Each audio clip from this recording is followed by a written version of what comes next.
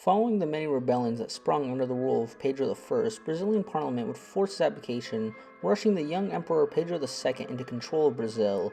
Despite the young age of Pedro II, he had succeeded in fulfilling the role as emperor, crushing many rebellions along with fighting many successful wars both in Paraguay and Uruguay. Despite his success, Parliament would still launch a coup against the emperor, installing the First Brazilian Republic. This First Republic would go on to become a corrupt oligarchy, which would later collapse, stunting the rapid growth of Brazil's way to becoming a superpower. What if Pedro II hadn't willingly given in to the coup? Well, the first thing that would have to change is that, into his elder years, Pedro II wasn't really that interested in ruling anymore. So the first thing that would have to change is that he'd have to be more motivated to be emperor, but also have to understand that the government around him is becoming more hostile. So let's say in this world, he understands that a coup is fomenting and tries to get more loyal elements in his military, preparing for a close civil war. Let's say that most elements of the military sided with the emperor in this world, seeing the complete collapse of this parliament coup and the emperor rising to victory. We can see a more stronger grip on politics on the side of Pedro II to ensure a repeat wouldn't happen. Pedro would open up for more liberalization than ever to gain the majority support of the peasants of Brazil.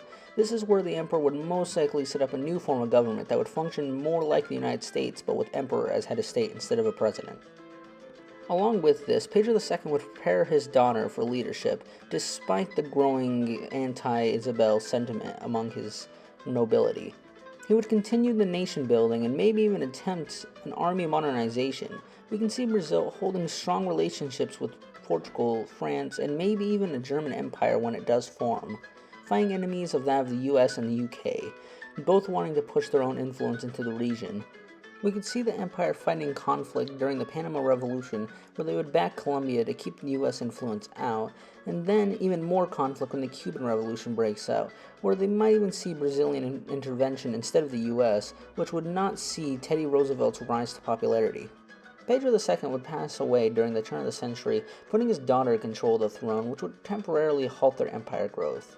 Empress Isabel would see the empire form into a more British-style empire with greater autonomy in their colonial holdings. She would then go on to be invited to the Central Powers by Wilhelm II, arguing that it was in their best interest to ally against the great powers of France, US, and Britain. This would pull Portugal away from its previous British ally, along with emboldening Mexican leadership to stand up against the Americans following the revolution. Later, when Archduke Franz Ferdinand was shot, the German-Austro alliance would unite against Serbia, spawning the World War I we know today. We would see some hesitance from Brazil to join until around 1915, when Germany would guarantee to assist in the Americas for help in Africa. British and French colonies would be quickly swept as a new offensive is mounted in Africa. This wouldn't make too much of an impact, as the Royal Brazilian Navy wasn't capable of standing against the British and French combined. This could still be enough to prolong the war until Portugal joined on the side of the Central Powers in order to protect its overseas colonies and its ally Brazil. This would put Spain in a very awkward position, as it was now between two warring powers, and more people were joining the Allies and Central Powers as the war went on. Spain would still proclaim neutrality, but see a lot of French and Portuguese meddling. This decision would be reinforced after the Russian Revolution happens, completely destroying the empire from within, and following that, the utter collapse of the Austro-Hungarian Empire as Hungarian rebellions would begin across the country. It's very unlikely that America would join, even as the war brewed in the South. As previously stated, Roosevelt would never rise to prominence, and that would reinforce the policy of isolationism. And if anything, we can see Americans argue on the side of Brazil in order to reinforce the Monroe Doctrine, but America would ultimately decide to stay neutral and focus on the situation in Mexico.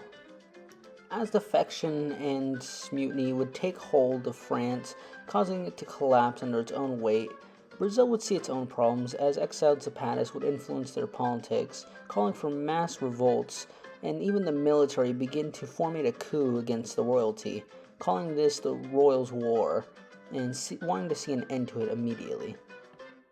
With two empires destroyed by revolution, we would see even more influence into Europe, as more and more people wanted to see an end to this war, as well as the empires of Europe. with the south of France turning into a bundle of workers' communes, and Hungary forming their own communist national government.